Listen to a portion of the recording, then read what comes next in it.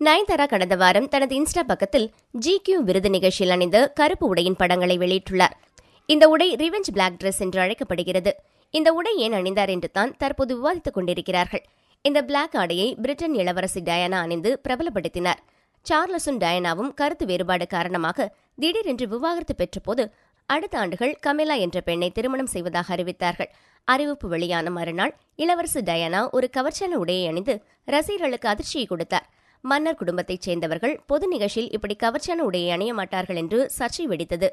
இளவரசரை பழிவாங்குவதற்காகத்தான் இவ்வாறு ஆடை அணிந்து இளவரசர் குடும்பத்தை பழிவாங்கினார் என்று பத்திரிகையாளர்கள் கூறினர். டயானா அணிந்த அந்த டிரெஸுக்கு ரிவெஞ்ச் பிளாக் டிரெஸ் என்று பெயர் வைக்கப்பட்டது. சிறந்த இளமையான 35 பிரபலங்களை தேர்வு செய்து ஆண்டுதோறும் இந்தியா GQ நிறுவனம் விருதுகளை வழங்கும். இந்த ஆண்டு தென்னிந்தியா சார்பாக நடிகை நயன்தாராவை தேர்வு செய்து விருது வழங்கப்பட்டது. விருது வழங்கும் விழாவில் நயன்தாரா ஏன் இந்த உடையை அணிந்தார் என்பதுதான் எல்லோரது கேள்வி. இந்த உடைதான் தற்போது பேசும் பொருளாகியிருக்கிறது.